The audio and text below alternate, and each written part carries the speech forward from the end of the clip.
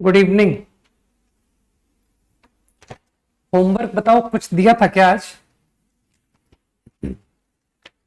मेरे ख्याल से टाइम सफिशिएंट नहीं था, तो इसलिए काम करता हूं, discussion only 10 problems. Okay, only 10, 31 to 40।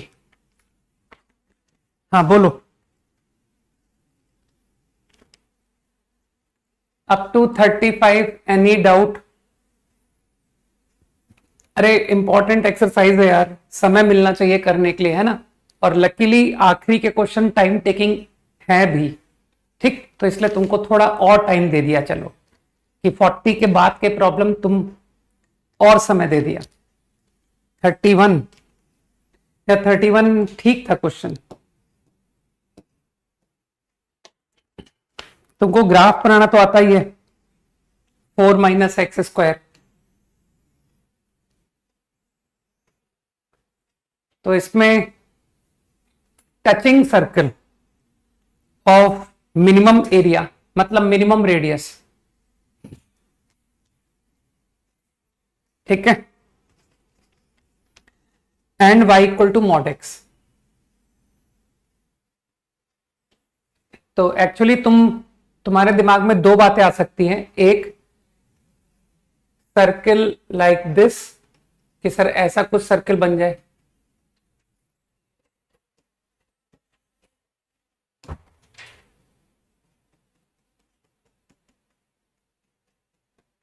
ऐसा कुछ। और एक पॉसिबिलिटी और तुम्हारे दिमाग में आ सकती है कि सर सर्किल इस पॉइंट पर टचिंग बन जाए। तो जो लीस्ट आंसर है ना, लीस्ट आंसर वो इस सिचुएशन से आता है कि सर ये वाला आंसर आपको ज्यादा छोटा आंसर देता है।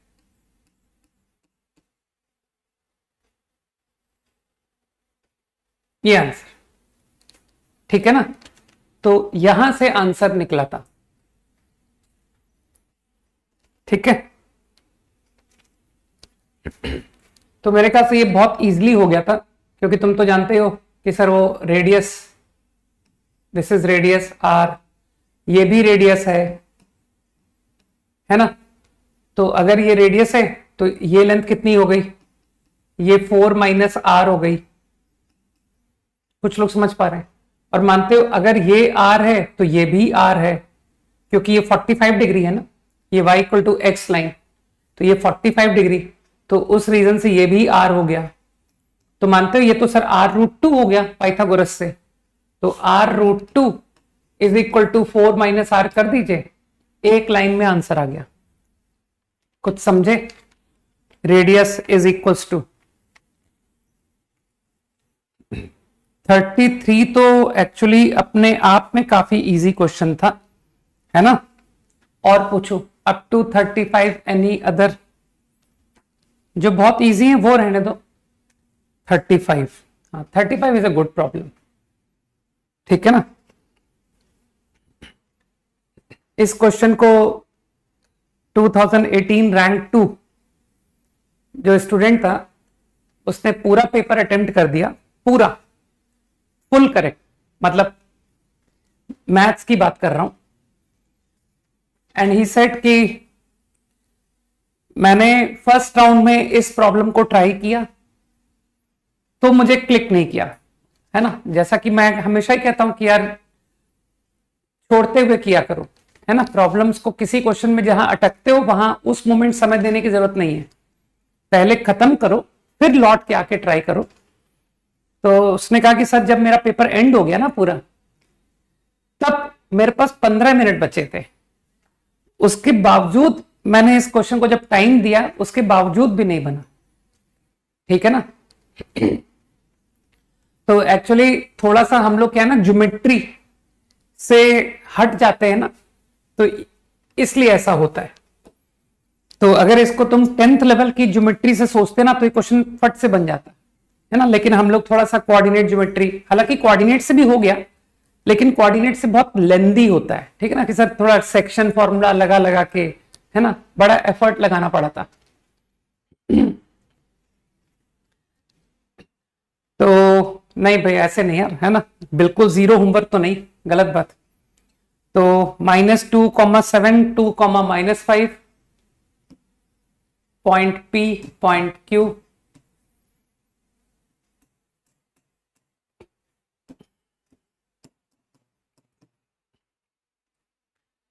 लैंग्वेज में बहुत उलझाया है उसने। पेयर ऑफ सर्कल्स को F1 बोल रहा है, line is tangent to them, and circle S1 जो है वो P पर टचिंग है, और जो S2 है वो Q पर टचिंग है, and they both lie on same side. ये भी लिखा हुआ है ना, सेम साइड ऑफ T लाई कर रहा है, कहीं लिखा हुआ था, कहां चला गया यार? अच्छा, सेम साइड ऑफ T लिखा हुआ नहीं है, वो तुमने समझ लिया है ना कि सर वो तो होना पड़ेगा ना, क्योंकि S1 S2 touch each other लिखा हुआ, टच ईच अदर, तो मेरे ख्याल से सेम साइड होना पड़ेगा।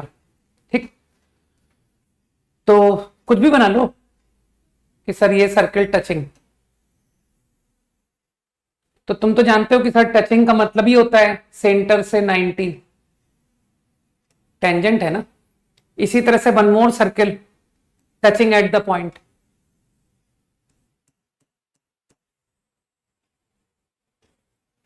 बस ठीक है, राइट। रुको उसको थोड़ा पास कर देते हैं।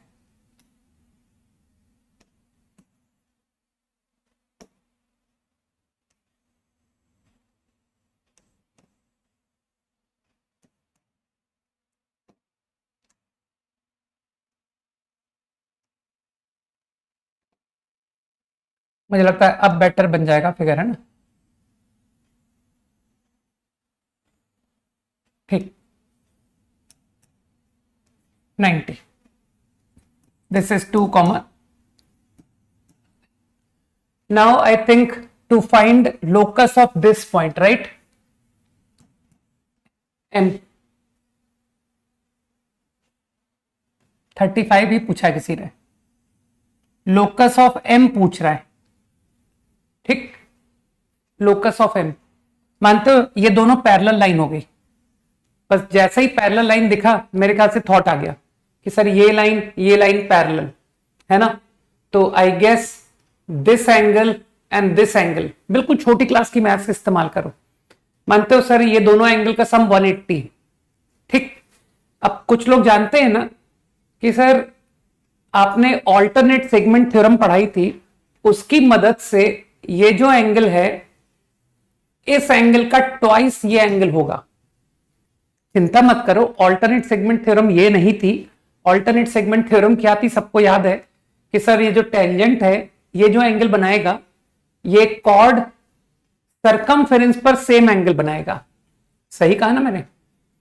तो कुछ लोग जानते हैं ना कि सर सरकमफेरेंस पर जितना एंगल होगा उसका ट्वाइस ही एंगल हुआ ना यार, तो इस एंगल का ट्वाइस है एंगल। ठीक, अब इसी तरीके से कुछ लोग समझ गए कि सर इसी तरह से ये एंगल का ट्वाइस ये एंगल होगा, तो मानते हो इन दोनों का सम का ट्वाइस, सम ऑफ दिस, अभी अभी तुमने कहा ना twice of this angle is equal to this, twice of this angle is equal to this, तो if I add them this angle plus this angle which is twice of this plus twice of this is pi, तो मानते हो इन दोनों angle का सम π/2 आ गया। तो कई लोग समझ गए कि सर ये एंगल का सम π/2 मतलब ये 90 है। बुद्धि लगो, मानते हो, प्रॉब्लम खत्म, बस सवाल खत्म हो गया।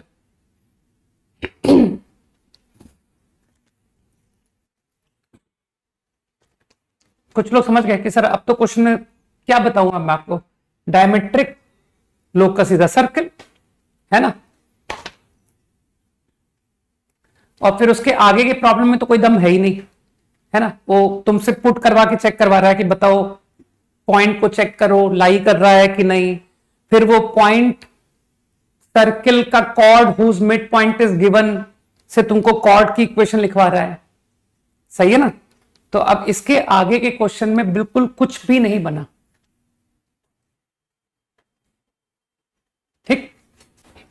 तो अब इसके बाद तो वो फॉर्मूला बेस्ड हो गया बिल्कुल, ऐसा थोड़ी होता है। एक problem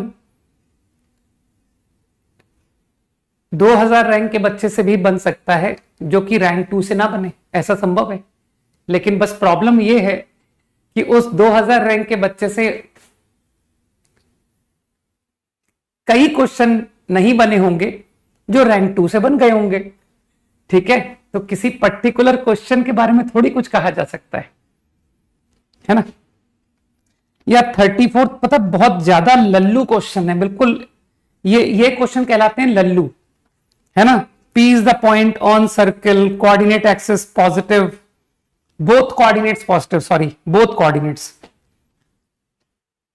Tangent to S at P, intersect coordinate axis at Mn, midpoint of Mn. तो यार तुम तो मिड पॉइंट ऑफ Mn, ये रहा M और N, M N, यही है ना, उसने बोला एक्स एक्सिस वाई एक्सिस को कट किया। तो जैसे ही वो तुमसे लोकस ऑफ मिड पॉइंट पूछ रहा है तो तुम तो जानते हो जैसे हम तो एच के से शुरू करते हैं, ये रहा एच के, तो ये हो गया 2h, ये हो गया 2k। अब कई लोग कहेंगे सर इसकी इक्वेशन लिख दीजिए यूजिंग इंटरसेप्ट फॉर्म। अब मानते हो ये जो लाइन है, this line is tangent to S. अरे ये सर्किल को टेंजेंट है भाई, सर्किल जिसकी इक्वेशन मुझे नहीं पता, P is a point on circle with both coordinates being positive, है ना। ये कोई सर्कल है, सर्कल का सेंटर तो नहीं दिया ना, ऑन एस सर्कल। अच्छा अच्छा, ये तो सॉरी पैराग्राफ का क्वेश्चन है तो, कि सर ये तो 34th question X square Y square 4 है। कुछ लोग समझ गए मेरे बात को, ये एक्स स्क्वायर वाई स्क्वायर 4 हो गया ना खत्म, कि सर सर्किल ये तो बुद्धू बना रहा है, ये रहा पॉइंट P। तो जो समझदार लोग हैं वो कहेंगे सर सीधा ये जो लाइन आपने इतनी मेहनत से लिखी है इस पर टेंजेंट की कंडीशन लगा दीजिए, प्रॉब्लम ओवर। Got it? कुछ लोग समझ गए, perpendicular from centre equal to radius. Up to 37, any doubt? 37 quickly, जल्दी पूछो यार, पीएनसी पढ़नी है। अप टू 37 इजी है ना यार। 36 तो फॉर्मूला बेस्ड क्वेश्चन है, line intersects the circle eight P Q.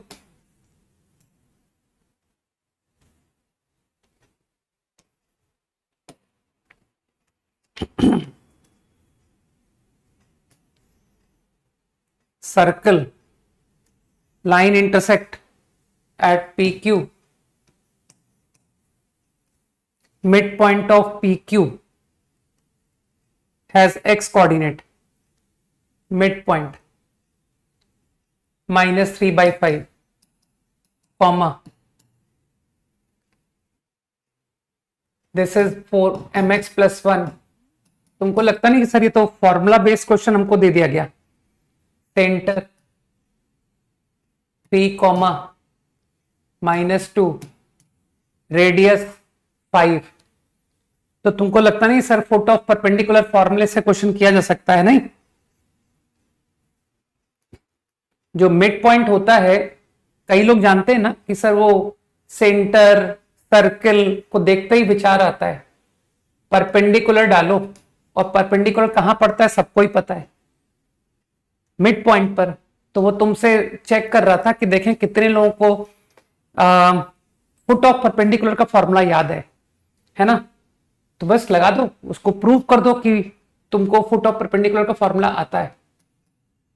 नहीं कि सर लो अभी प्रूव कर देते हैं कि हमको पढ़ाया गया है, x minus upon coefficient of x is minus of, मैं y लिख ही नहीं रहा क्योंकि मुझे तो x की वैल्यू गिवन है ना, minus of 1 + m² is, put कर दिया 3m + 1 + 2।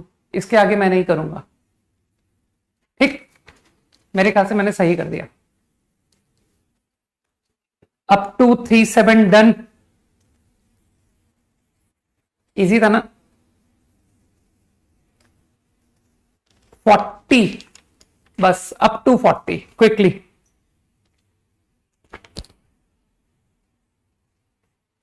हो गया क्वेश्चन भाई, इसमें m कुछ आ रहा है, फिर ऑप्शन चेक कर लेना।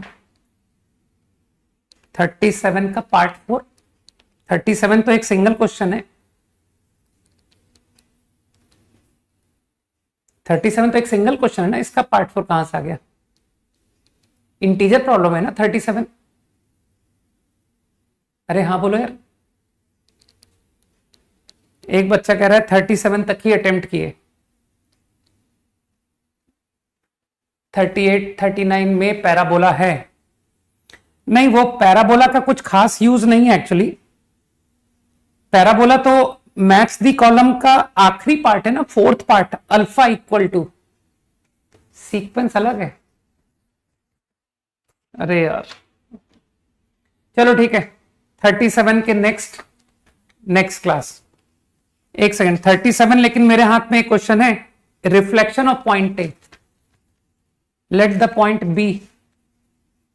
तुम में से कोई एक जरा मेरे को फोटो भेजना जरा, बस एक पेज की फोटो भेजना, और कोई एक, रुको मैं तुरंत चेक कर रहा हूं, और जैसे मैं मना करूं ना उसके बाद कोई और मत भेजना।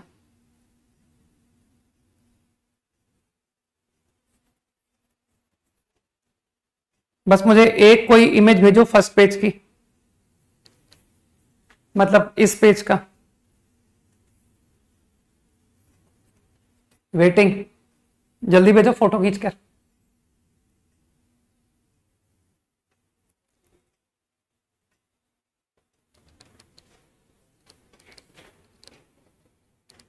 हाँ, रिफ्लेक्शन वाला क्वेश्चन 37 ही तो, सॉरी 37 ही तो है reflection, same sequence is there, है ना।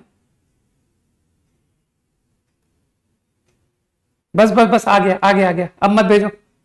आ गया, अरे आ गया, बस सेम ही तो है सीक्वेंस, सेम सीक्वेंस है भाई, ठीक है। तो अननेसेसरी क्यों परेशान कर रहे हो? No change.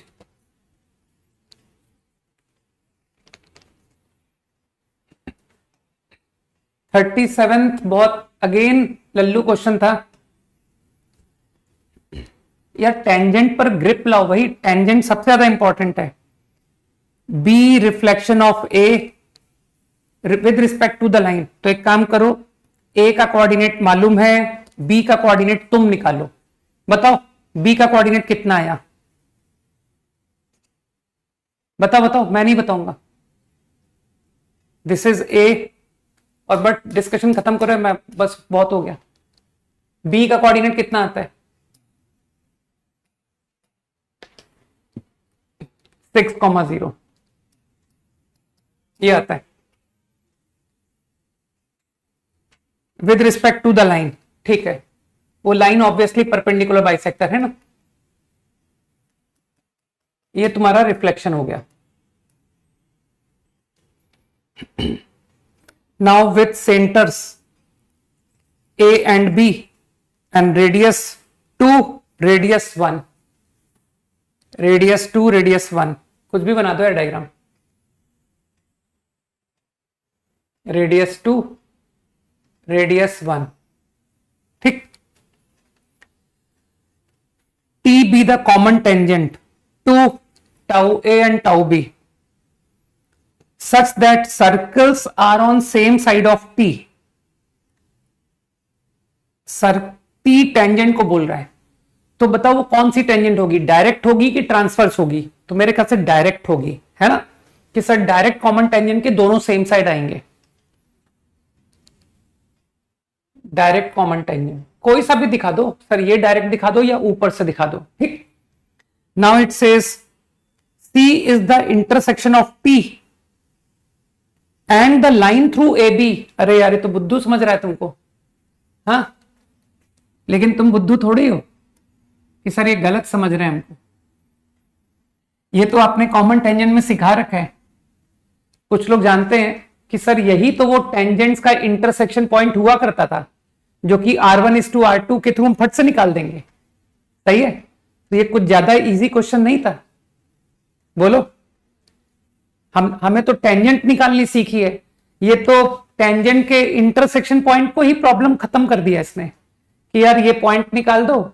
और जो समझदार लोग हैं वो लोग जानते हैं कि ये पॉइंट कैसे आता है, कि सर ये पॉइंट तो बहुत आसानी से आ जाता है। ठीक, तो जिनको आइडिया है वो निकाल देंगे। External ratio, right, section formula external ratio. Problem done. Now if I got this point which is C and I got A, तो यार तुम CA निकाल नहीं लोगे कि सर सब तो हो गया, डिस्टेंस फॉर्मूले सब तो कोई भी कर लेगा। इजी।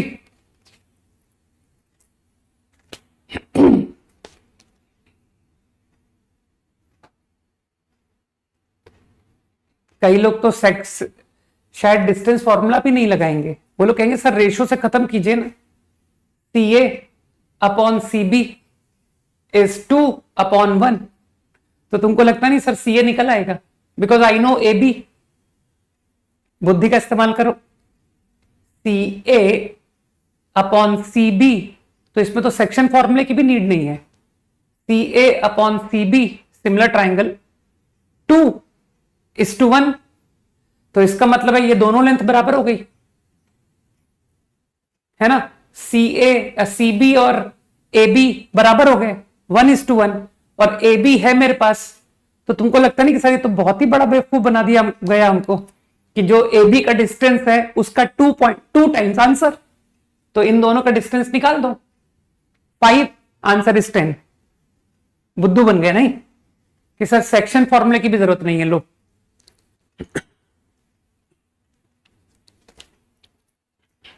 डन।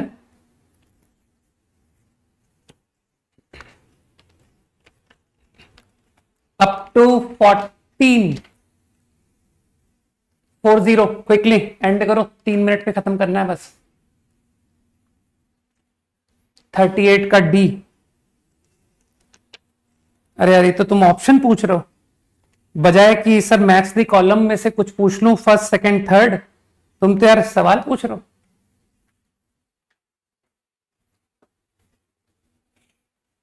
है ना, मेरे ख्याल से ये मैथ्स दी कॉलम में पूछना चाहिए ना सर, फर्स्ट सेकंड थर्ड, इस टाइप का कुछ पूछना चाहिए ना। फिर ऑप्शंस तो तुम टैली कर ही लेते कि सर ऑप्शन टैली करने में थोड़ी दिक्कत है।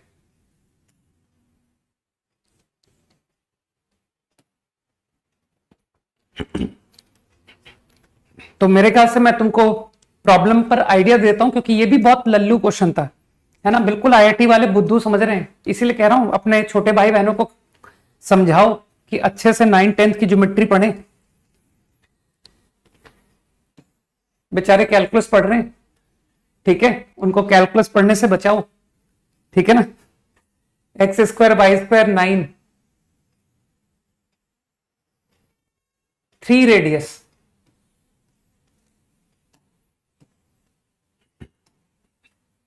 देखना किसी कोचिंग को ज्वाइन कर रखा होगा और वहां उनकी कोचिंग वाला उनको कैलकुलस पढ़ा रहा होगा, ठीक है, तो उन बेचारे छोटे बच्चों को बचाओ, समझ गए। तो तुम बहुत अच्छा रोल प्ले कर सकते हो, और उसको 10th क्लास की किताब उठा के देना, और उसी में थोड़ी हायर लेवल पे चले जाना कि कोई बढ़िया सी ज्योमेट्री की कोई बढ़िया किताब उसके हाथ पे देना, कहना बेटा ये सिमिलर ट्राइंगल वगैरह सर्कल्स के थोड़े अच्छे सवाल करो बजाय कैलकुलस के, ठीक है।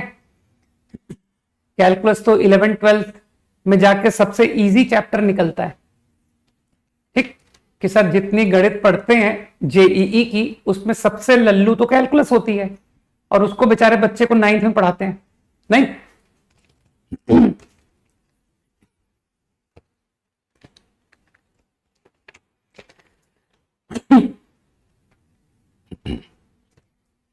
चलो, ज्योमेट्री की किसी दिन ग्रुप में मैं बुक का नाम शेयर कर दूंगा ना, कोई अच्छी ज्योमेट्री की बुक जो छोटी क्लास 9-10th के बच्चों के लिए बढ़िया होगी, ठीक है।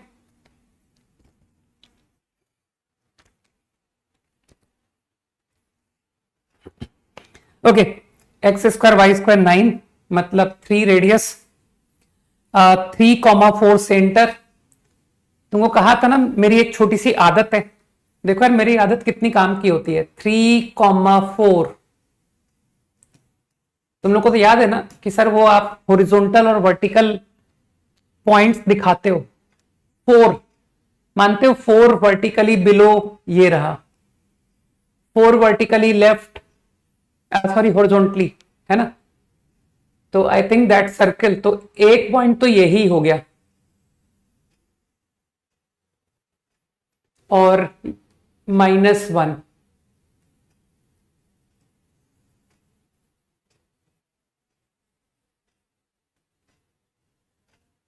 तो देखो तुम्हारा एक्स और वाई था ना नेमिंग इंटरसेक्शन पॉइंट की, तो उसमें एक पॉइंट तो मुझे बगैर एफर्ट के ही मिल गया कि सर ये है एक point, let's say X, let's say Y,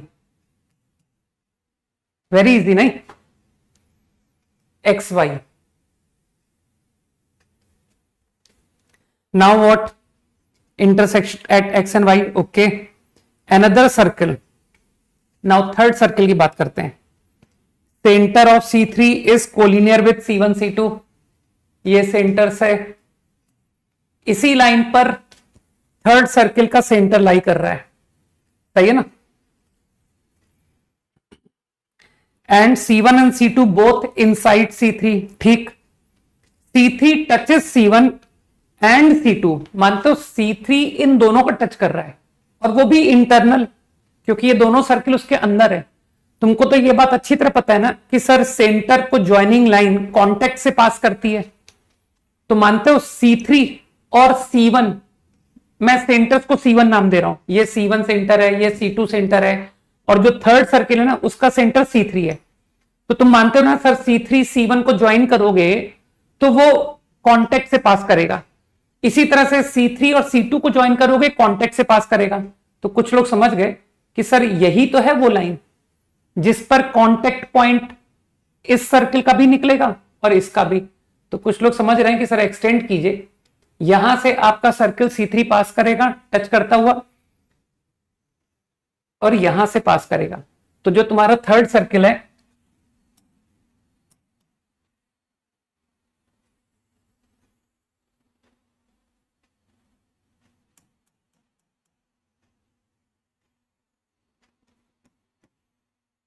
is like this. कई लोग समझ गए ना। अब ये पॉइंट्स की नेमिंग क्या थी, पॉइंट्स को कुछ नेम किया था ना इसने, at M, C3 touches C1 at M, C2 at N। कई लोग समझ गए। अब तुमको क्या लगता नहीं कि सर ये जो पूरी लाइन है ये तो डायमीटर हो गई, है ना। C3 कहीं भी दिखा दो यार, ठीक। तो ये पूरा लेंथ डायमीटर, तो ये तो तुम ओरल निपटा दो कि सर ओरिजिन से 5, ये 5 डिस्टेंस, ये 3, 5 + 3 8, प्लस कितना था 4 था ना, 8 + 4 12, 12 इज द डायमीटर। तो मानते हो रेडियस हो गया 6, ठीक। अब तुमको C3 निकालना है, एक सवाल तो C3 है, फाइंड C3। तो तुमको लगता नहीं सर अब तो ये खत्म हो गया क्वेश्चन, ये C3M ये 6 है, तो तुमको लगता नहीं सर ये 6 में से अगर आप ये घटा दो विच इज 3, तो 6 - 3 इज 3। बुद्धि लगाओ। I obtain C3 C1. Now don't you think I also obtain C3 C2? Sir 6, अरे रेडियस है बेचारा, 6 minus radius which is 4, 6 - 4 is 2। तो तुमको लगता नहीं सर ये तो फिर हमको मूर्ख समझ रहे हैं, सेक्शन फॉर्मूला का सवाल दे रहे हैं, बताओ। C3 C1 ratio C3 C2 is 3/2. I know C1, I know C2, apply section, get C3। बुद्धि लगाओ। निपट गया ना क्वेश्चन, कि सर तो बहुत लल्लू क्वेश्चन था, ठीक है ना।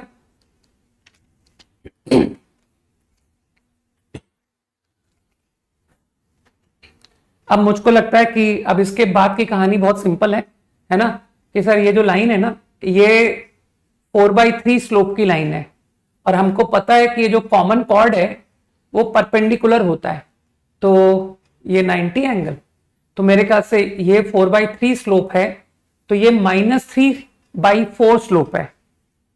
सही। तो तुमको पता है ना कि सर अब तो तुमको किसकी वैल्यू जरूरत है, तुमको कॉर्ड की वैल्यू चाहिए ना, एक्स वाई की लेंथ चाहिए ना, length of x y, length of z डब्ल्यू। तो सबको पता है ना कि मैं हमेशा कॉर्ड कैसे निकालता हूं, परपेंडिकुलर सेंटर से डाल के। तो कुछ लोग समझ रहे हैं कि सर इस लाइन की इक्वेशन मिल चुकी है, बुद्धि पर जोर दो। -3/4 स्लोप एंड पासिंग थ्रू, ये कौन सा पॉइंट है, 3,0।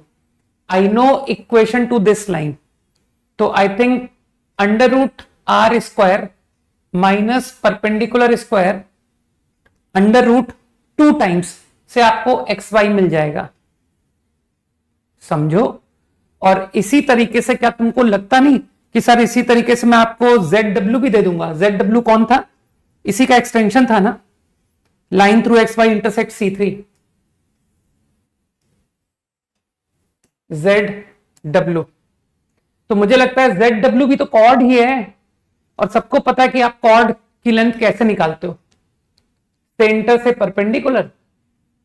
सेंटर का कोऑर्डिनेट है तुम्हारे पास, रेडियस है तुम्हारे पास, तो तुमको लगता नहीं कि sir 6² minus perpendicular distance of line का स्क्वायर, अरे 2√r² माइनस p² यार।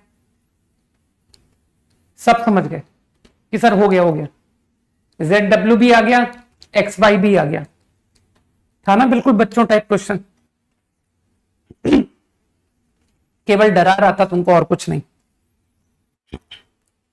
बाकी पैराबोला का क्वेश्चन में अगर तकलीफ है तो उसको छोड़ सकते हो कि सर ये अल्फा है ना, line B tangent to parabola, तो तुम चाहो तो पैराबोला को अभी ड्रॉप कर सकते हो, है ना,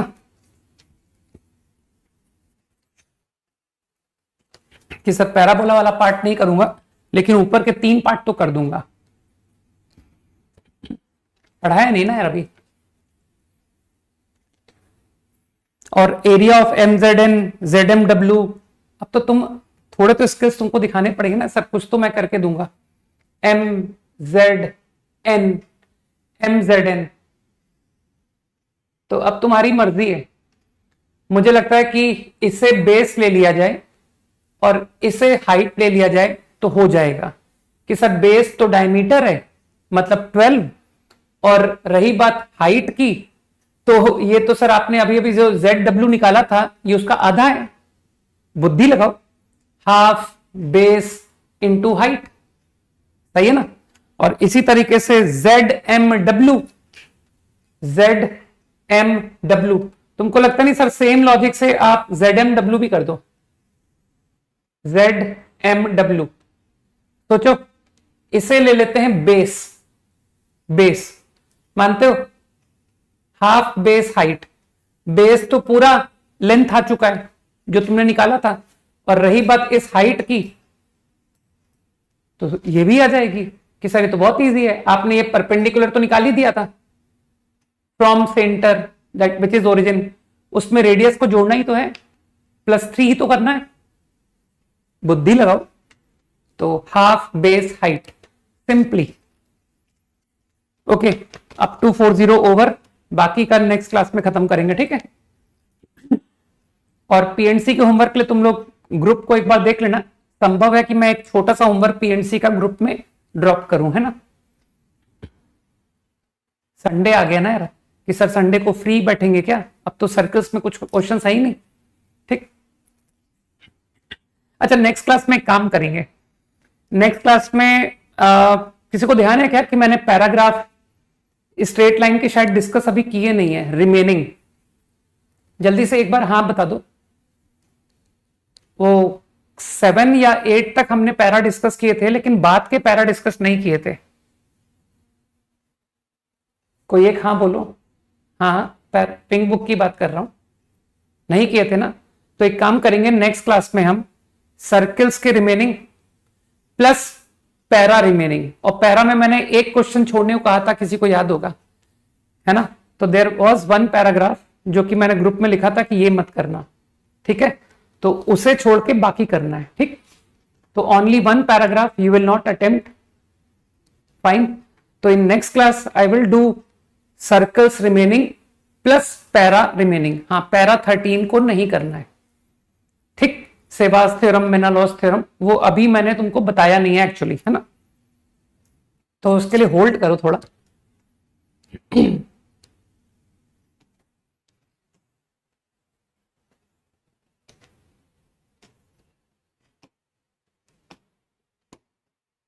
ओके, तो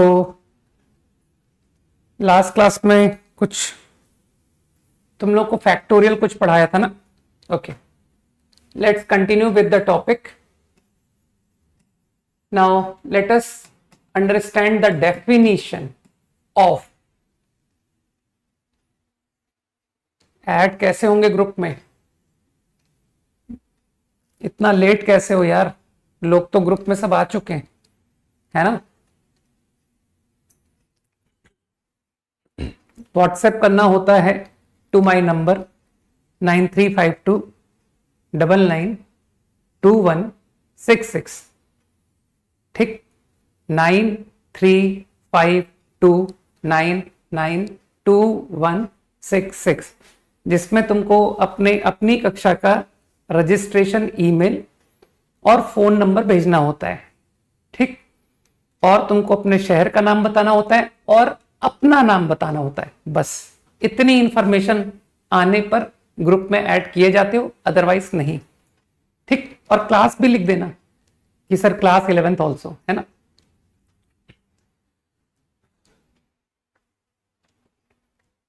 चलो लिखो,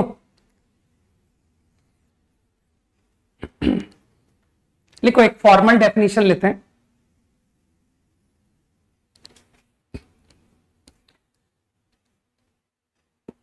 सोचने दो, हाँ लिखो। Permutation refers to, permutation refers to arrangement of objects. Permutation refers to arrangement of objects alike or distinct,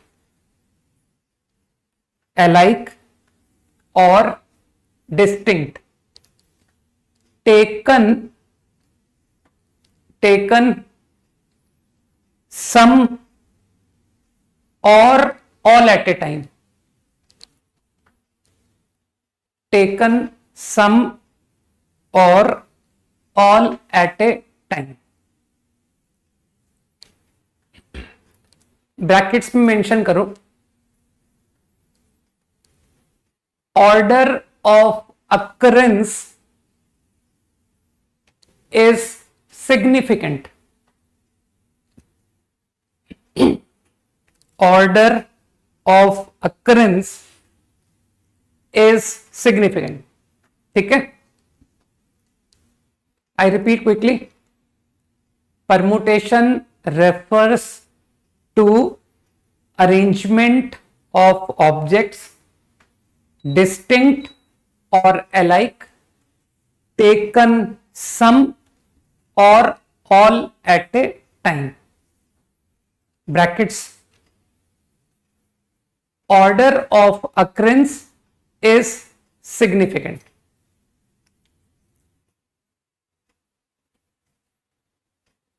Some, SOME, some or all।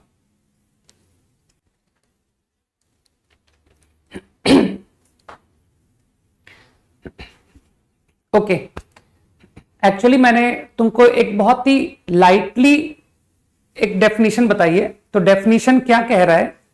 कह रहा है कि जो परमुटेशन होता है ना, वो नंबर ऑफ अरेंजमेंट मीनिंग लेता है। How many ways you can arrange, okay? बस तुमको इतना समझना है। कि जब भी तुमसे नंबर ऑफ परमुटेशन पूछा जाएगा तो that actually means number of arrangements.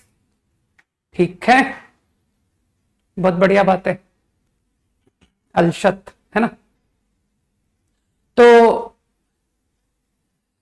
अब प्रॉब्लम तुम लोग स्लोली देखोगे, तुमसे अरेंजमेंट जो है ऑल ऑब्जेक्ट का कराया जा सकता है कि सर मुझे 10 ऑब्जेक्ट्स गिवन थे एंड प्रॉब्लम में मुझे ऑल 10 को अरेंज करना है, ठीक। और हो सकता है कि you are given 10 objects and you are suppose to arrange 4 only, तो वो प्रॉब्लम पर डिपेंड करेगा, ठीक है। तो वो हम लोग 1 बाय 1 देखेंगे। तो अभी तो मैं बस तुमको ये कहना चाहता हूं कि तुमसे अरेंजमेंट ऑल ऑब्जेक्ट का भी पूछा जा सकता है, तुमसे arrangement some of the object भी पूछा जा सकता है, ठीक है। नाउ अगेन ऑब्जेक्ट्स जो है वो ऑल डिफरेंट भी हो सकते हैं कि सर मुझे जो ऑब्जेक्ट दिए गए थे वो डिफरेंट ऑब्जेक्ट थे which I am suppose to arrange, और हो सकता है कि ऑब्जेक्ट्स में बी अलाइक कि sir all objects were alike, और ये भी हो सकता है सर मिक्स्ड, कुछ अलाइक थे कुछ डिफरेंट थे। तो ये हम लोग धीरे धीरे जब परमुटेशन पढ़ते जाएंगे ना, then you will get to know कि कैसे प्रॉब्लम करते हैं, ठीक है। तो अभी तुमको सिर्फ और सिर्फ एक बात पे कॉन्सेंट्रेट करना है, और वो है कि परमुटेशन का मतलब होता है number of arrangements, that's it. बस इस बात पे तुमको कॉन्सेंट्रेट करना है। I am suppose to find number of ways I can arrange objects, okay. अब चलो एक छोटी सी बात समझना, ठीक। मान लो मैं 2 पर्सन की बात करता हूं, 2 पर्सन ए और B, and I arrange them in 2 places, okay. तुम खुद सोच के बताना कि सर ये 2 पर्सन इस तरह से अरेंज हुए हैं इन 2 सीट्स, ठीक। अब मैं तुमको एक डिफरेंट अरेंजमेंट देता हूं। They are arranged like this, same 2 persons are arranged like this. तो मुझे सोच के बताओ कि क्या ये दोनों अरेंजमेंट डिफरेंट अरेंजमेंट होंगे या नहीं? Yes, no?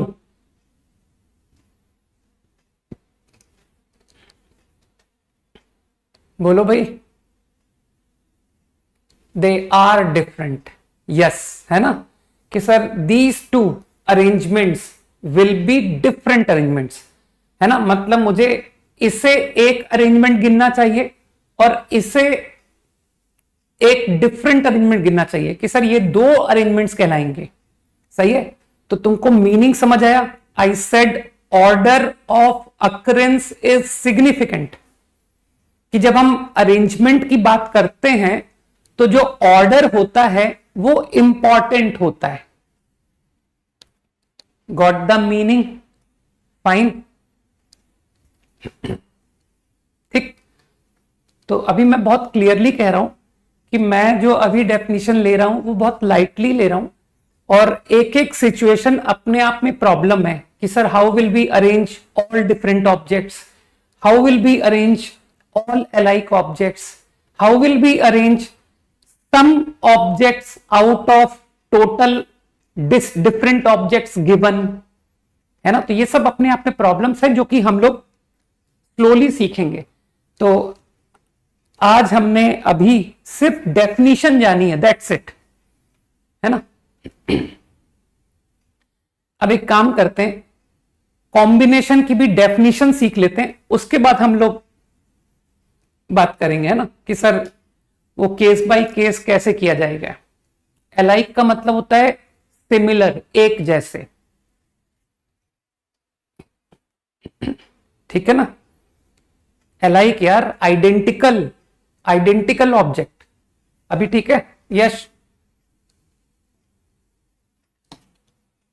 Okay. Now take down the definition of combination.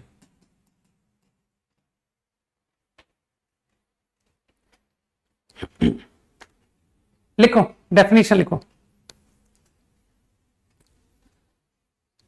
Combination refers to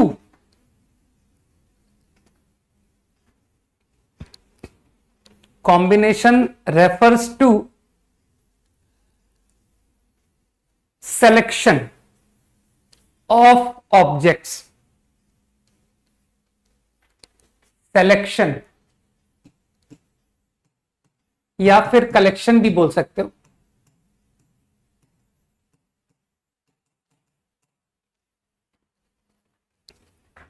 combination refers to selection or collection of objects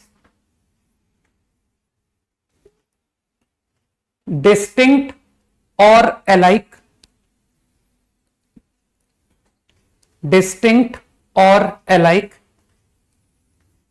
taken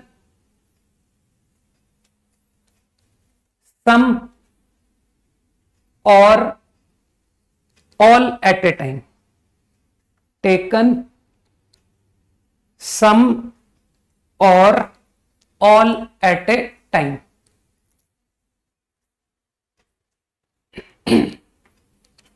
ठीक है।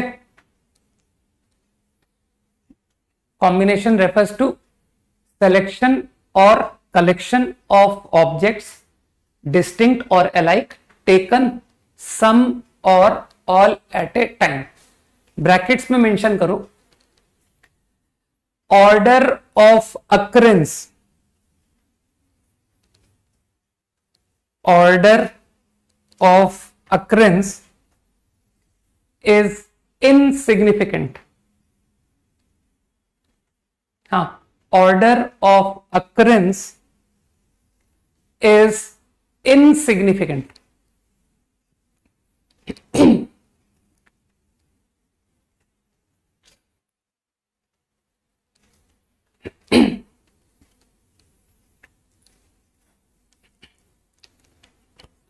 ओके तो मेरे ख्याल से एक बार रीड कर लो डेफिनेशन को, फिर एक्सप्लेन करता हूं।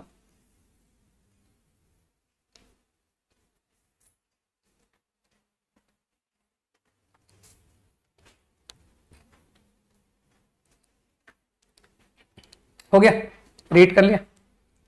तो मेरे ख्याल से मतलब सिंपल है कि अगर तुमसे नंबर ऑफ कॉम्बिनेशन पूछा जा रहा है, it means you are supposed to tell number of selections. ठीक, अगेन नंबर ऑफ सिलेक्शन तुमसे एलाइक ऑब्जेक्ट में भी पूछा जा सकता है कि out of alike object select object, या फिर हो सकता है कि डिफरेंट ऑब्जेक्ट में भी सिलेक्शन कराया जा सकता है। फिर वही बात कि तुमसे सिलेक्शन ऑफ ऑल कराया जा सकता है या सिलेक्शन ऑफ सम ऑब्जेक्ट कराया जा सकता है। ठीक है, कि सर 10 ऑब्जेक्ट थे लेकिन मुझको तो सिर्फ 5 सेलेक्ट करने। ठीक, या हो सकता है 10 ऑब्जेक्ट हैं, मुझे सारे सेलेक्ट करने। Anything is possible. ठीक, अब सिलेक्शन की जब बात हो रही है, अब मुझे सोच करके बताना, मैं दो पर्सन ए और बी की बात कर रहा हूं। ठीक, person A person B, exactly same way what I did in permutation.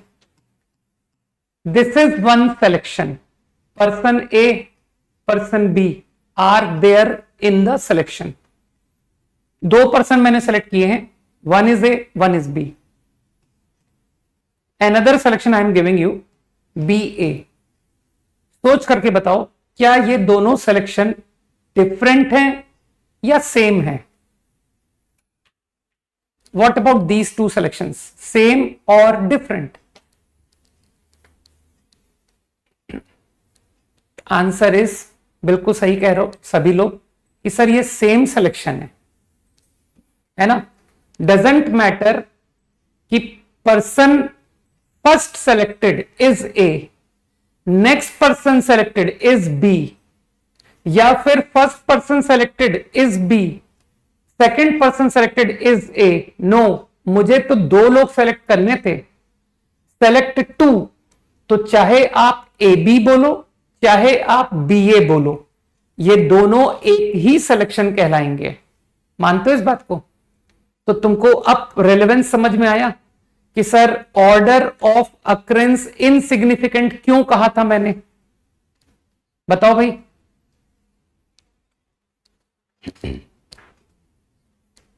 Relevance समझ में आई कि सर परमुटेशन में ऑर्डर सिग्निफिकेंट होता है और कॉम्बिनेशन में ऑर्डर सिग्निफिकेंट नहीं होता है। क्योंकि मैं तो यही कहूंगा ना कि यार तुमने दो ही तो पर्सन ए बी को ही तो सेलेक्ट किया है, तो ये सिलेक्शन और ये सिलेक्शन में तो मुझे कोई फर्क नहीं दिख रहा। ठीक, और वही अरेंजमेंट में ये फर्क है कि सर ये पहली सीट, ये दूसरी सीट, ये पहली सीट, ये दूसरी सीट। तो मेरे ख्याल से अभी मैं बस इतना समझ पा रहा हूं कि सिलेक्शन का पर कॉम्बिनेशन का मतलब है simply select objects. It is immaterial कि in which order they are selected. Got it? And permutation means arrangement of objects, right? अभी प्रॉब्लम करते करते सब फील आने लग जाएगी, है ना? और जब हम अरेंजमेंट की बात करते हैं तो ऑर्डर भाई इंपॉर्टेंट होता है। मैंने बहुत क्लियर कहा ना कि अभी मैं तुमको लाइटली डेफिनेशन बता रहा हूं, अभी हम लोग डिटेल में एक एक करके प्रॉब्लम्स करेंगे भाई। एक एक सिचुएशन अलग है, अपने आप में अलग सिचुएशन, ठीक है?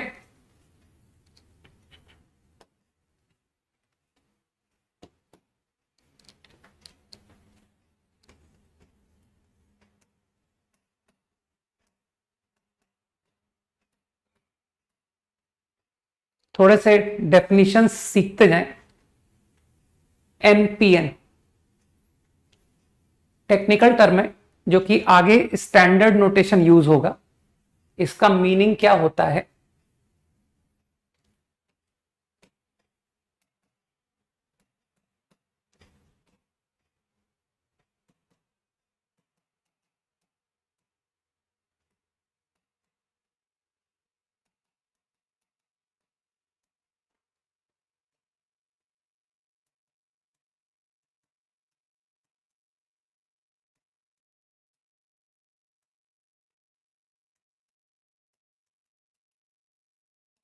एक बार लिख लो, फिर बात करेंगे। एक बार लिख लो।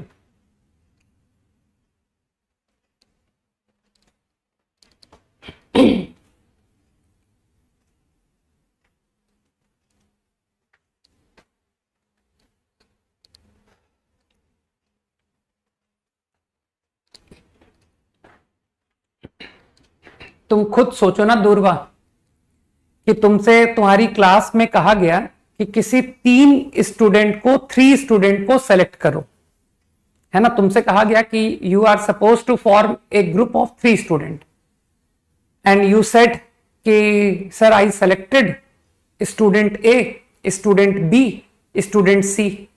ये मेरा एक सिलेक्शन है। क्या तुम दूरवा, क्या तुम कहोगे कि सर मैं आपको एक दूसरा सिलेक्शन देती हूं, selection is student B, student A, student C. Think, तुमको 3 स्टूडेंट सेलेक्ट करने कहे गए थे, तो क्या ABC and 1 case BAC are they different selections? बताओ।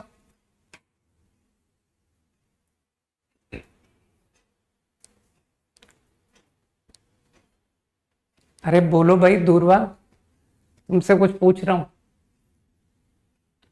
नहीं नहीं ध्रुव, नहीं Durva, may be boy may be girl, doesn't matter, है ना?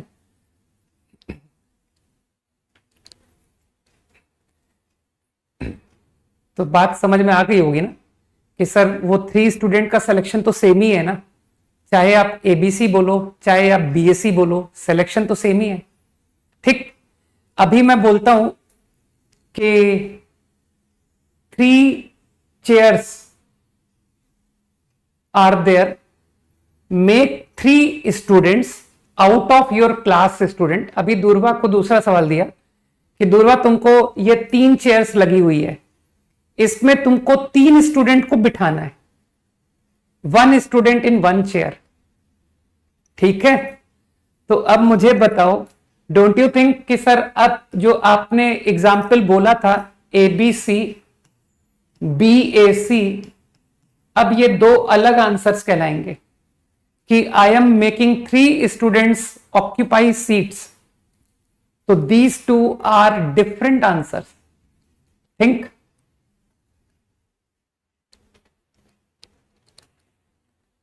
ठीक है ना? तो मेरे ख्याल से एक मामूली फील तो आई है ना। अभी प्रॉब्लम्स में बहुत अच्छे से फील आ जाएगी, क्योंकि this is one of the easiest topics and सबको कॉन्फिडेंस आ जाएगा, है ना, क्योंकि सर ये बहुत कमाल का टॉपिक है ना, एकदम काउंटिंग टाइप है, राइट। शुरुआत ही काउंटिंग से हुई थी, नहीं, फंडामेंटल प्रिंसिपल ऑफ काउंटिंग, है ना। ओके, तो आई एज्यूम कि प्रॉब्लम सबको क्लियर है। मेरा सवाल क्या है, you have n different objects, तुम्हारे पास n डिफरेंट ऑब्जेक्ट है एंड योर प्रॉब्लम इज, जैसे ही मैं परमुटेशन की बात करता हूं, permutation means number of arrangements, सही। तो you are suppose to arrange all n objects, यही क्वेश्चन है ना। I am suppose to arrange all n different objects, find number of veg, right. ये मेरा क्वेश्चन है। तो in order to get answer to this problem, मैंने एक equivalent model दे दिया, ठीक है। एक तुमको एक इक्विवेलेंट मॉडल देता हूं जिससे तुम्हारा ये सवाल सॉल्व हो जाएगा, राइट। मैं तुमको एक काम करता हूं, there are n boys and there are n chairs,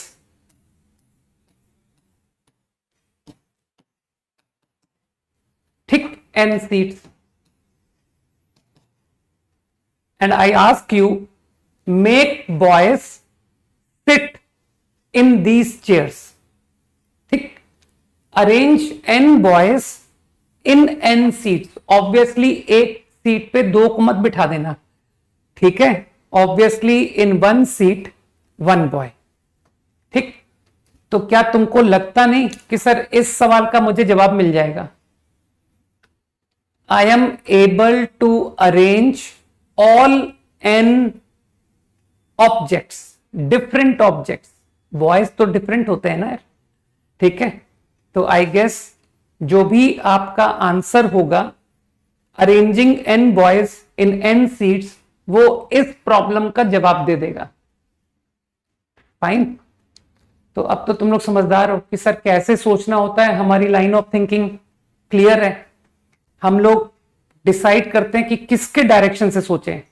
तो यहां पर तो तुम जानते हो सर दोनों ही लिमिटेड हैं, बॉयज भी सारे चेयर को ऑक्यूपाई कर लेंगे, है ना, और चेयर भी सारी फिल हो जाएगी। तो तुम चेयर से सोचो या पर्सन से सोचो, एक ही बात है कि सर बॉय 1 को चलो बिठाते हैं, बॉय 2 को बिठाते हैं, बॉय 3 को बिठाते हैं। आई एम श्योर कि बॉय 1 सीट ऑक्यूपाई करेगा ही करेगा, बॉय 2 सीट ऑक्यूपाई करेगा ही करेगा। तो तुम जानते हो फंडामेंटल प्रिंसिपल, ठीक है। तो you can go either by boy और you can go by seat also, कि सर चलिए सीट 1 को फिल करते हैं। इसमें किसी को तकलीफ नहीं होनी चाहिए कि सर आप सबसे पहले सीट 1 को क्यों फिल कर रहे हो। अरे क्या फर्क पड़ता है यार, तुम तो अल्टीमेटली यही देखोगे ना कि कौन सी सीट में कौन बैठा हुआ है।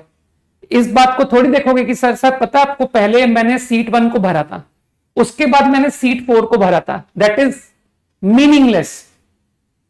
मुझे तो जब वो n लोग चेयर में बैठे होंगे ना, मैं तो तब देखूंगा कि कौन कहां बैठा हुआ है। मेरी बात को समझ रहे हो ना?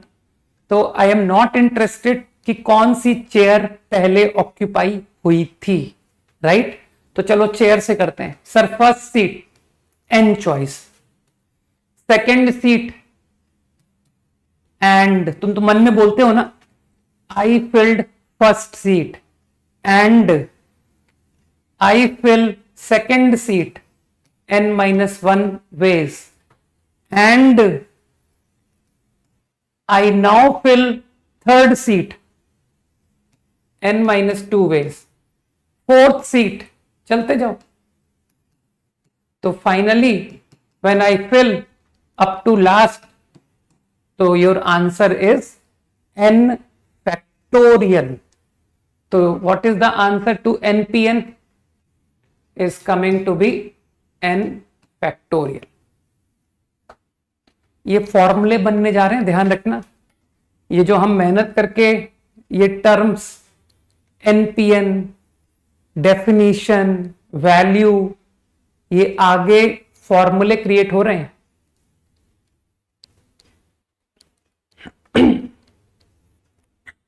Quickly 5 seconds.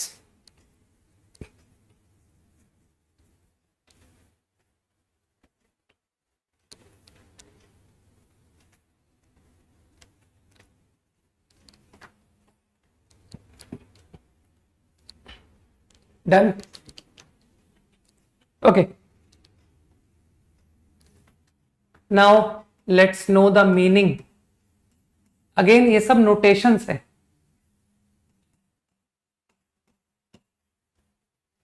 Right? अब इसका मतलब समझते हैं.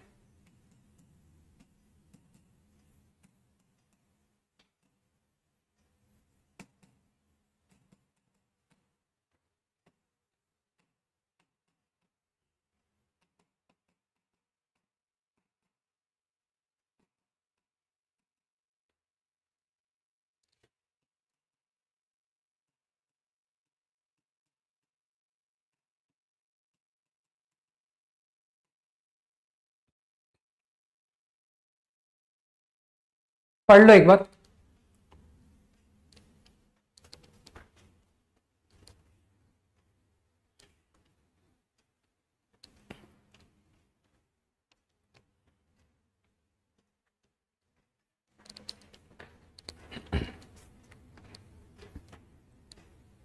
पढ़ लिया. मानते हो? टर्म का मतलब है मेरे पास n डिस्टिंक्ट ऑब्जेक्ट्स है and I have to arrange r of them. n distinct objects taken r at a time. तो क्या कोई कॉमन सेंस से सोच पा रहा है कि सर ये जो r है ये n को एक्सीड नहीं कर सकता? बुद्धि लगा के सोचो. क्या मैं ऐसा कह सकता हूं कि मेरे पास 10 ऑब्जेक्ट हैं, चलो 15 को अरेंज करो? अरे 15 तो ऑब्जेक्ट ही नहीं है. ठीक है, जितने ऑब्जेक्ट हैं उससे ज्यादा को कैसे अरेंज करवा सकते हो मुझसे? ठीक है, तो क्या कॉमन सेंस से समझ में आया कि एनपीआर की डिफाइनिंग के लिए ये जो आर है ये गारंटी एन से लेस इक्वल रहा होगा बिटवीन 0 to n, है ना? 0 से लेकर n के बीच में integer value r can take. r एक नोन क्वांटिटी है, राइट? मतलब तुमसे P10,3 पूछा गया है, 10P3. तो 10P3 का मतलब है out of 10 distinct objects find number of permutation taken 3 at a time. ठीक, मतलब you are suppose to arrange only 3 objects. तुमको आउट ऑफ 10 सिर्फ 3 अरेंज करने. अरे 0 भी कर सकते हैं यार कि अरेंज नन, किसी को भी अरेंज मत करो.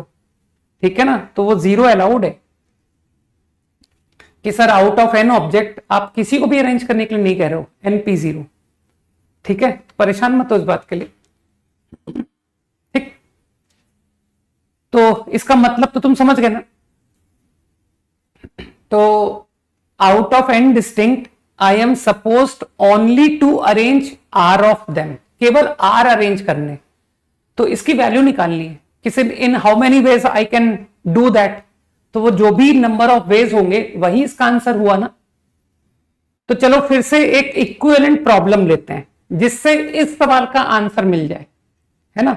तो मैंने क्या किया, मैंने कहा चलो एक डिफरेंट क्वेश्चन करते हैं. There are r seats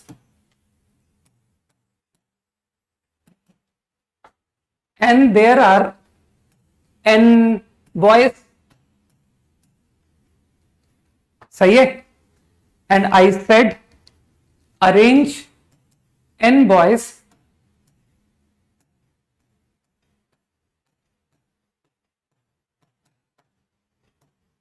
in r seats.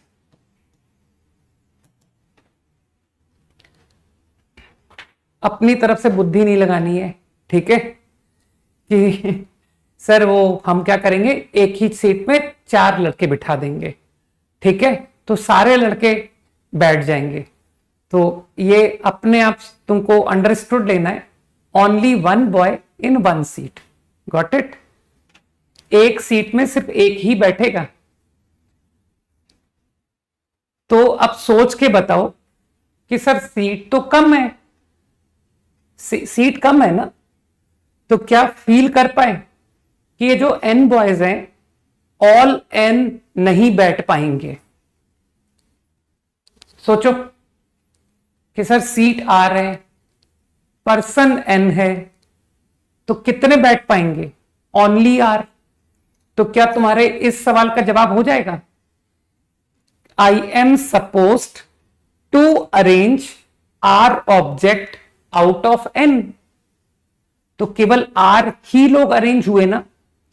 तो सबसे पहले इस बात को समझो, क्या npr का पर्पस सॉल्व हो रहा है इस क्वेश्चन से। अरे वैल्यू क्या आएगी वो सब बात की बात है यार।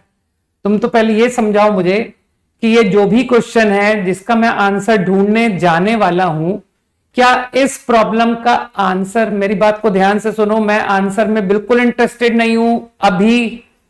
सबसे पहले यह बात तो समझ लूं कि सर इस प्रॉब्लम का आंसर आपके इस नोटेशन का आंसर होगा,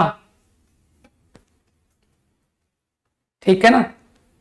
तो जो समझदार लोग हैं दे आर सेइंग कि यस होगा, क्योंकि out of n distinct objects I will be able to arrange only r।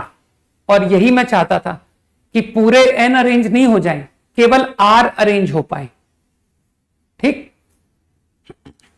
r seat है ना यार, और सीट्स कम है, आपने ऊपर बोला हुआ है सीट जो है वो n से कम है, ठीक। तो चलो अब प्रॉब्लम करते हैं। अब बताओ किसके रिस्पेक्ट में सोचूं, सीट या पर्सन। तुम तो जानते हो मैं फंडामेंटल प्रिंसिपल से करता हूं, किसके रिस्पेक्ट में, किसके डायरेक्शन से सोचूं। तो मेरे ख्याल से आंसर इज सीट, क्योंकि seats are limited. I am sure कि all seats will get occupied, आपकी सारी सीट भर जाएगी, है ना। और तुम समझते हो ना कि सर इट इज इनमैटेरियल कि आप सबसे पहले कौन सी सीट भरने की बात करने वाले हो, कि चलो 4th सीट भरते हैं, है ना। क्योंकि तुम तो जानते हो मुझे इस बात में बिल्कुल इंटरेस्ट नहीं है कि सबसे पहले 4th सीट भरी गई थी, उसके बाद लास्ट सीट, उसके बाद फर्स्ट सीट, ठीक है ना। That is use meaningless, because ultimately मैं तो सारे लोगों को बैठा हुआ देखूंगा कि आर सीट में कौन सा पर्सन किस सीट पर बैठा है, ठीक। तो मेरे ख्याल से लोग समझ गए। लेट्स गो बाय, है ना, ऑर्डर में चलते हैं। पहली सीट भरने का number of way n way, first seat, ठीक, n बॉयज, कोई सा भी बॉय को बिठा दो। सेकंड सीट फिल करने का n-1। अब तुम समझ रहे हो सर, एंड है ना, and you are filling first seat and second seat and third seat, तो फंडामेंटल प्रिंसिपल तो लगेगा ही। Third seat, fourth seat. अब जरा पैटर्न ऑब्जर्व करो कि सर ये फर्स्ट सीट है, ये सेकंड है, ये थर्ड है, तो थोड़ा ऑब्जर्व करो भाई कि फर्स्ट में तो n में कुछ भी घटाया नहीं, n-0, सेकंड में n-1, थर्ड में n-2, फोर्थ में n-3, तो rth में तो जो बुद्धिमान लोग हैं वो कहेंगे सर मेरे को पैटर्न दिख गया, r-1 you will subtract. r-1।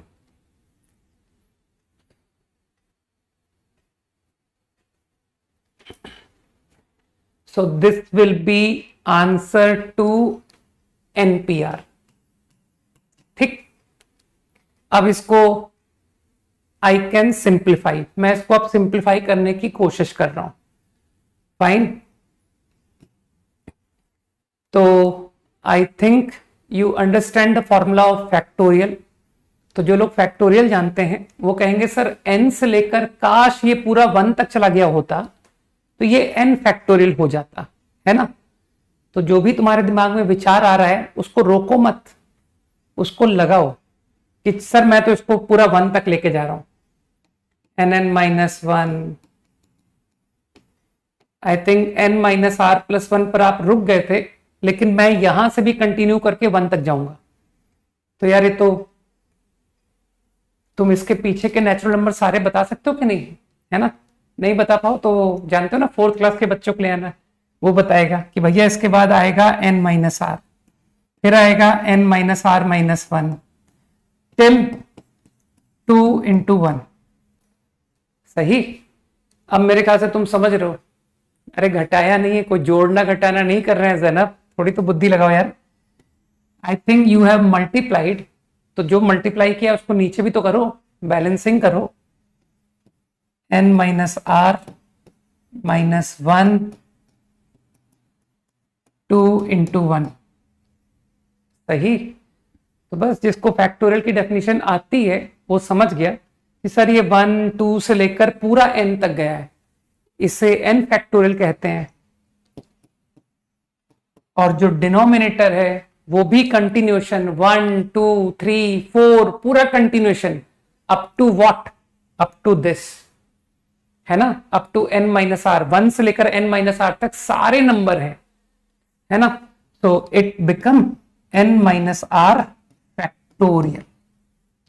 तो now this become a formula I will directly apply in problems कि NPR इज नथिंग बट, मैंने डिराइव किया भाई,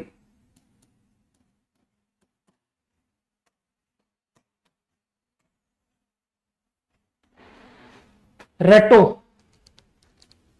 ठीक, रटना है।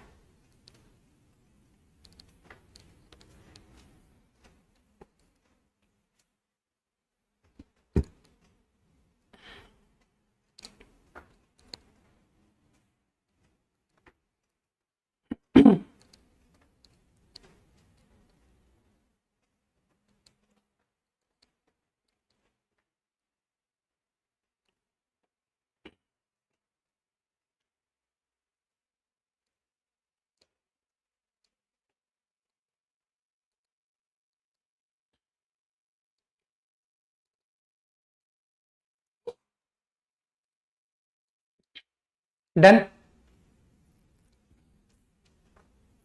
ठीक। चलो मैं तुमको एक अच्छी एक नई सिचुएशन देता हूं ना, देखें कितने लोग आंसर कर पाएंगे। दिस इज गुड, है ना। तुम बताओगे आंसर, है ना।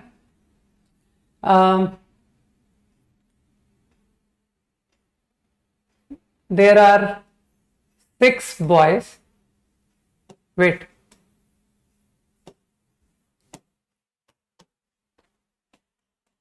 Find,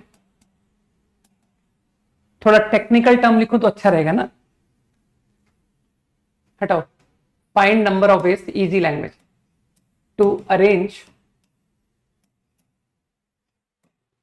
6 boys in 10 seats.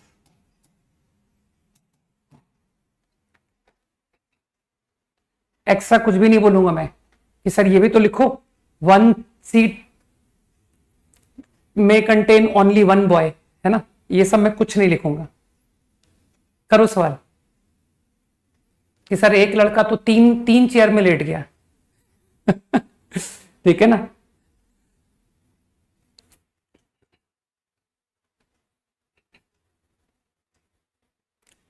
यार इसका सही जवाब दो यार, करेक्ट आयुष।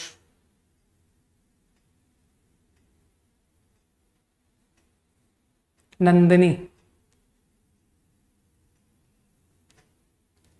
अरे वैल्यू मत लिखो यार, वैल्यू मैं नहीं चेक कर पाऊंगा, है ना। जिसने कैलकुलेट करके वैल्यू लिख दी है मैं नहीं बता पाऊंगा। रजत, शिवांश,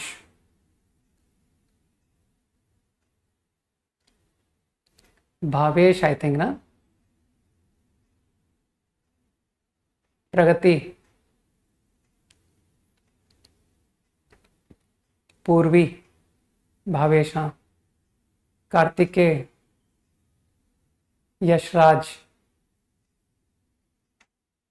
अरे एक नाम और निकल गया है, रुक जाओ धीरे। रक्षित, प्रियांशु। अच्छा वो कैलकुलेशन ही करके लिख दी क्या,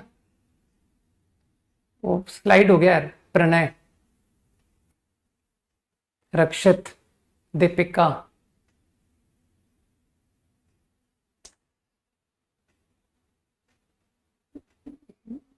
मृण्मय, अदिति, है ना, अलशत,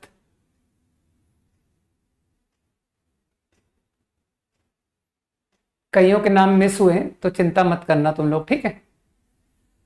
दिशिका, आर्यन, हर्ष, मोस्टली सभी आंसर ठीक है। तनीषा, रुद्र, अभिनव, उज्जवल, दीर्ष्या, बस ठीक है, बहुत नाम पढ़ लिए मैंने, ठीक है। तो तुमको लगता नहीं कि सर चेयर्स 10 सीट,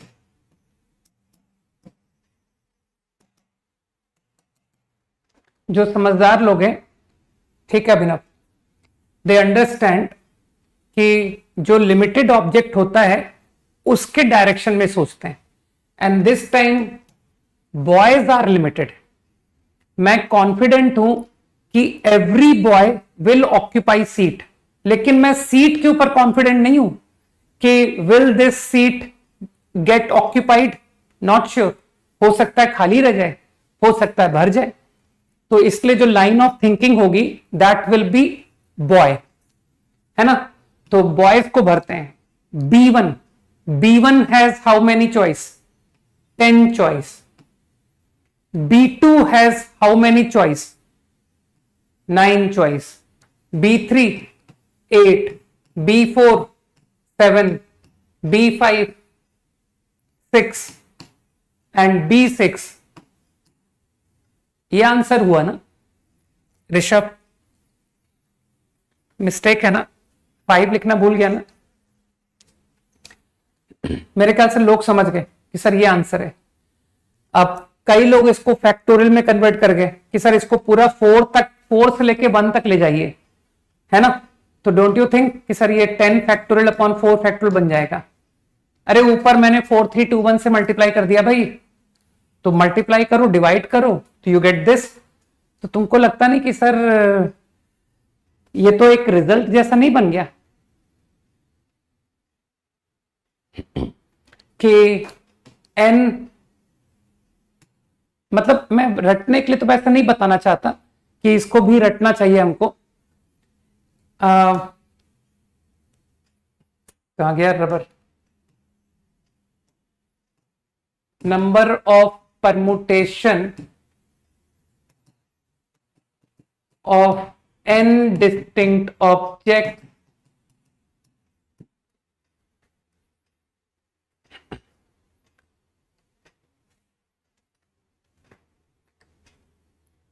इन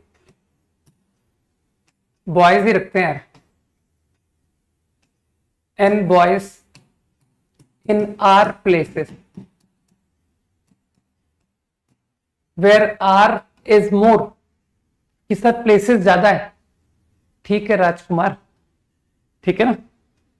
मैंने कहा ना कईयों के नाम स्किप हुए, एक का नहीं हुआ है ना, प्रखर एंड ऑल, बहुत सारे लोगों के नाम स्किप हुए थे यार, क्योंकि मुझे लग रहा है लगभग पूरी क्लास ने आंसर 10 P6 लिख दिया था, ठीक है ना।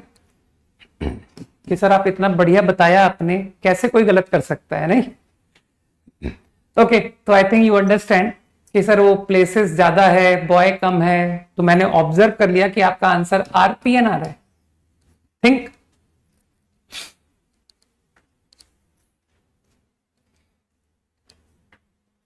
ठीक है सूरज। फील कर पा रहे हो ना कि if n is less than r तो परमुटेशन का आंसर RPN आ रहा है। सोचो यार, सोचो, इजी डिराइव किया है हमने। 5 सेकेंड्स क्विकली। बढ़िया बात है Suraj. Video lagging too much. हाँ, वैसे बस क्लास का टाइम भी अब हो गया, मुझे लग रहा है क्लास खत्म होने पर, है ना, अब लैग ज्यादा हो रहा है तो चलो 1 मिनट बिफोर ही एंड कर देते हैं, है ना। वैसे तो मैं कॉम्बिनेशन भी पढ़ाने के मूड में था कि यार NCR ज्यादा लैग हो रहा है क्या? अब सही है ना। इसकी भी डेफिनेशन ले लेते हैं, फिर नेक्स्ट क्लास में थोड़ा फ्लो बनेगा ना। अच्छा, तुमको सोच के आने को मिलेगा कि सर NCR पर हम सोच के आएंगे, है ना। तो लेट्स टेक द प्रूफ।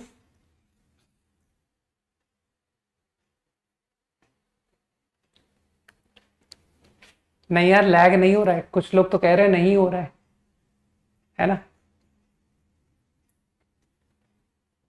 अब सही है, देखो अब सही हो गया। Okay,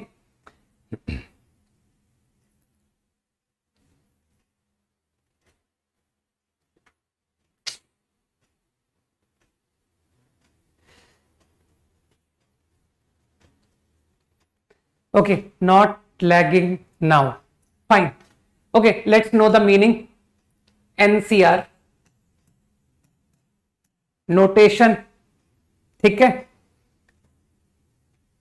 let's take the meaning कि इसका तात्पर्य क्या है, राइट। तो इसका तात्पर्य है number of combinations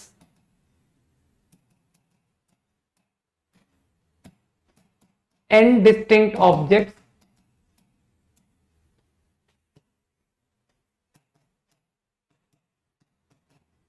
taken are at a time.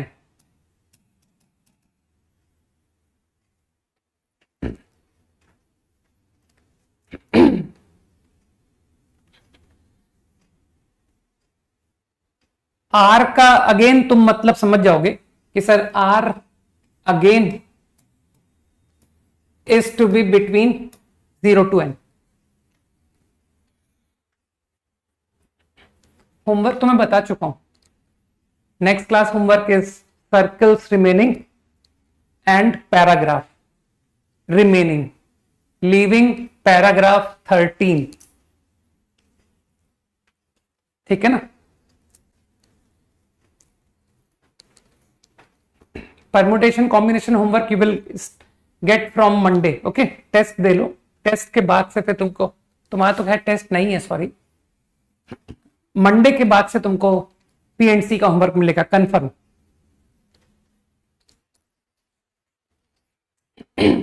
बस एक दिन का और वेट है ना, क्योंकि PNC में अभी अपने कुछ भी खास कवर भी तो नहीं किया यार, ठीक है।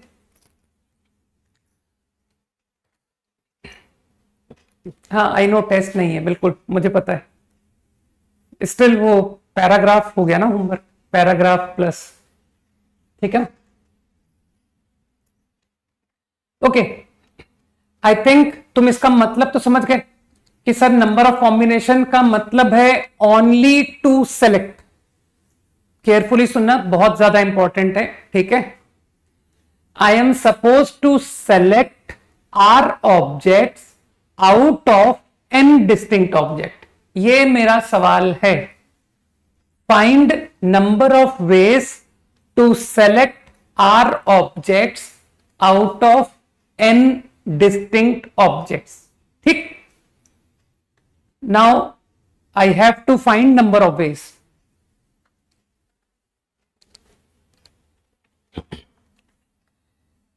तो अगेन एक काम करते हैं, मैं तुमको इसकी वैल्यू निकालने के लिए एक इक्विवेलेंट प्रॉब्लम देता हूं, उस प्रॉब्लम के through we will find out कि व्हाट इज NCR। ओके, तो मैंने तुमको फिर से वही सवाल दे दिया कि देयर आर आर सीट्स, बहुत केयरफुली सुनना बात को, है ना, और कोई भी बात अब मैं रिपीट नहीं करूंगा। देयर आर आर सीट्स, ठीक, and there are n persons, ठीक, और जो सीट्स है दे आर लेस, कि सर आर जो है वो एन से कुछ छोटा वैल्यू हो सकता है। आर एक नोन क्वांटिटी है, ठीक है। There are 10 boys and there are 6 seats for example, ठीक।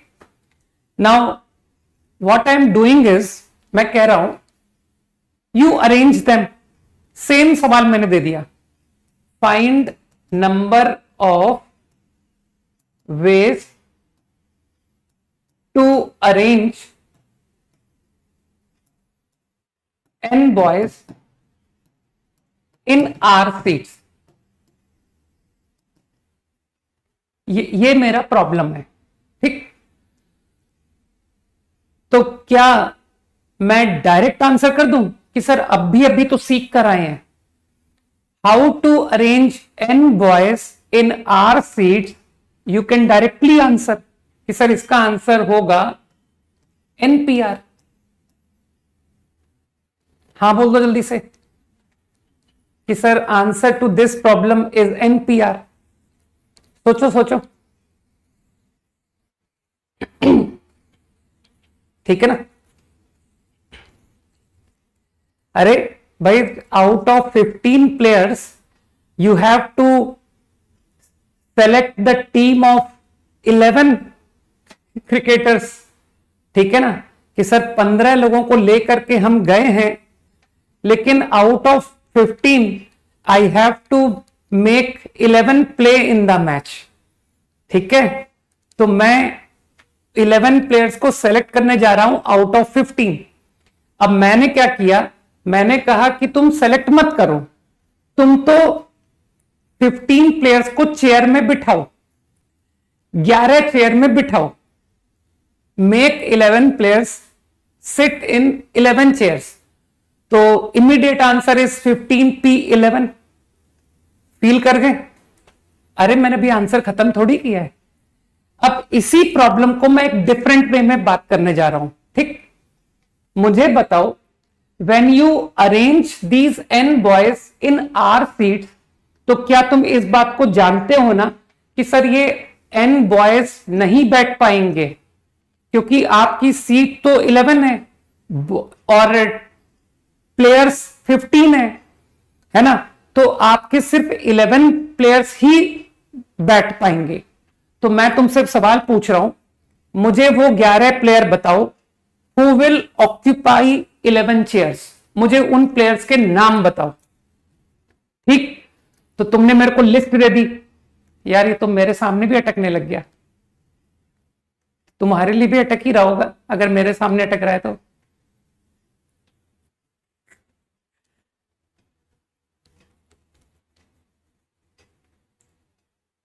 आ रही है प्रॉब्लम? रुको वॉक करके देखूं, हाँ अब सही हो गई, नहीं आ रही तो अटक रहा है थोड़ा, ठीक है। तो एज यू अंडरस्टैंड कि सर ओनली आर बॉयज, एक सेकंड ठहरो यार,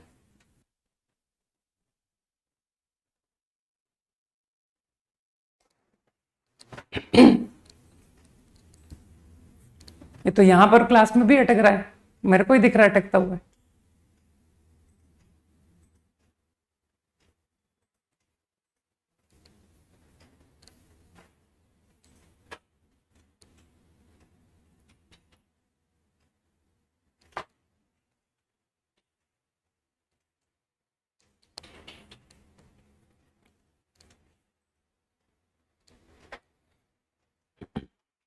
अभी ठीक है, ओके। तो because I understand only R boys will get seat, है ना, तो I am asking you the name of those boys, है ना। तो suppose you gave me the list कि sir B1 boy, B2 boy up to BR boy, they will sit in these chairs. ठीक है, तो अगर दिस इज द सेट, ये एक सेट ऑफ बॉयज है who will be arranged in the chairs, है ना। तो मुझे बताओ इस सेट को in how many ways you can arrange. Answer कि सर ये B1 से BR को I want to arrange in R seats, find number of ways. Hold.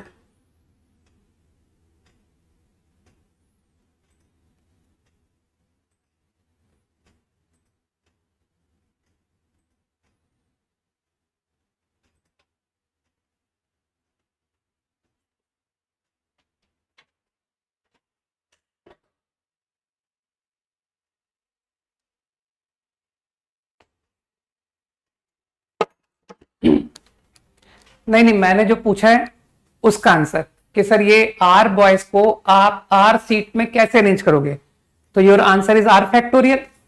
कि सर इस सेट का answer number of ways to arrange is R factorial. ठीक, ये बात तो जानते ही हो यार, R boys R chair arrange them, answer is R factorial. ठीक, अब ध्यान देना, मान लो सेट ऑफ बॉयज इज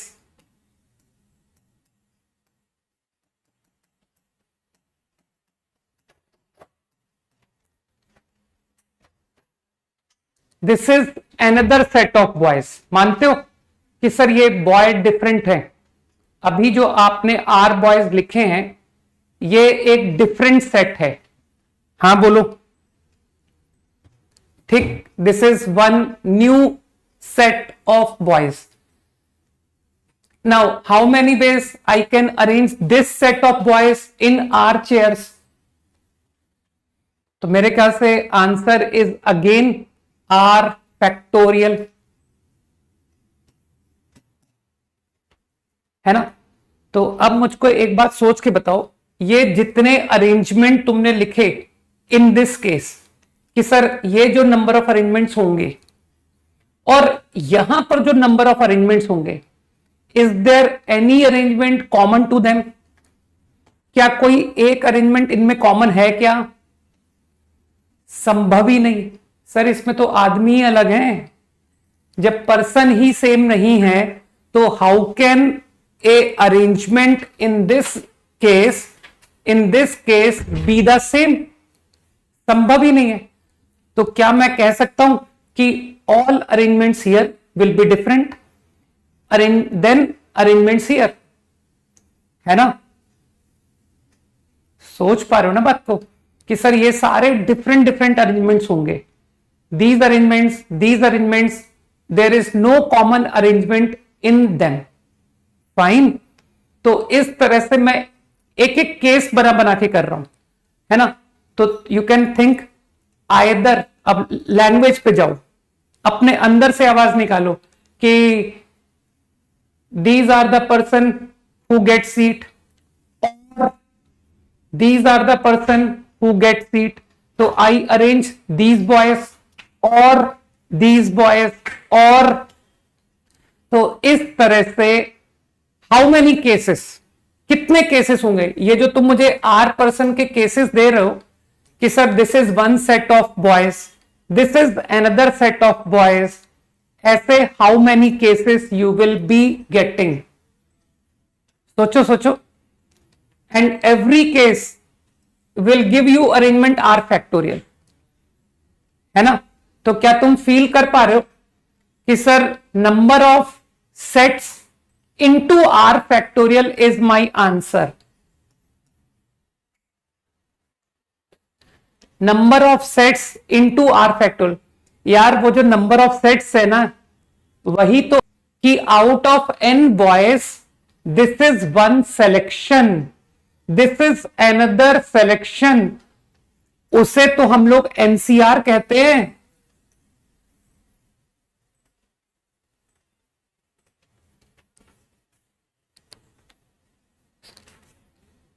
एक तो क्लास अटक रही है, तो समझ में है ना, तो मेरे ख्याल से तुम कुछ फील कर पा रहे हो कि सर ये जो आप सेट्स बना रहे हो ना, इसी को तो नंबर ऑफ कॉम्बिनेशन कहा जाता है. This is one selection of r, this is another selection of r. How many selection of r, उसे हम लोग टेक प्लेस. तो number of cases you decide person and every case is giving these many arrangement. तो मानते हो sir ये भी तो नंबर ऑफ अरेंजमेंट का ही आंसर हुआ, ठीक है ना. This is number of arrangement only. तो कुछ समझ आई बात कि सर ये दोनों बराबर होने पड़ेंगे, राइट. तो now you get the answer. NCR is coming to be सही और एनपीआर. बाकी लोग री एंटर करें भाई, है ना. दोबारा से एक बार क्लास को ज्वाइन करो, ठीक हो जाएगा सब. जिनको भी लैग आ रहा है वो एक बार री एंटर करें.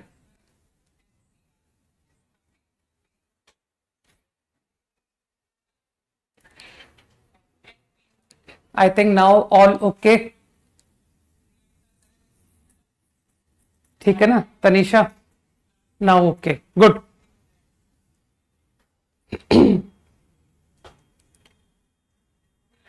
तो कुछ समझ में आया मैंने क्या किया. मैंने सेम प्रॉब्लम को एक डिफरेंट अप्रोच से किया, और वो अप्रोच तुम लोग फील कर पा रहे हो कि sir first I decide who will occupy place, then I arrange them. Feel करो, दीज बॉयज विल ऑक्यूपाई, तो नंबर ऑफ अरेंजमेंट्स.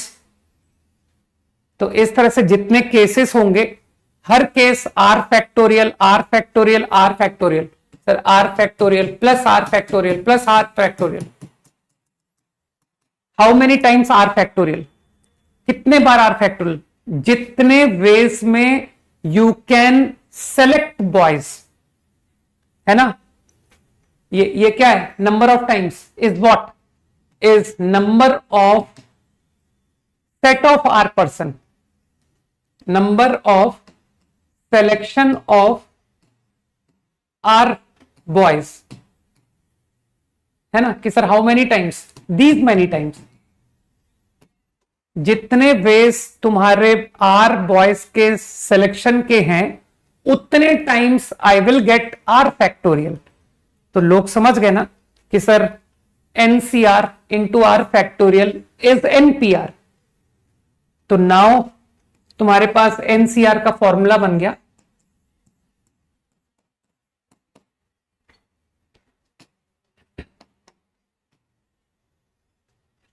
अब एक काम करते हैं, है ना. तुम एक बार घर पे बढ़िया से समझ करके आना. एक छोटा सा, है ना, रिवीजन दे दूंगा इस कंसेप्ट का, है ना, लेकिन फास्ट दूंगा, ध्यान रखना. तो एक बार पढ़ करके आना, है ना. तो ड्यू टू डिस्टरबेंस बात को ध्यान में रख के चल रहा हूं कि इस बात को तुमको एक छोटा सा रिवीजन नेक्स्ट क्लास में फट से बता दूंगा कि how do I get NCR equal to this. Okay, चलो भाई, होमवर्क बता दिया. बाय, जय हिंद.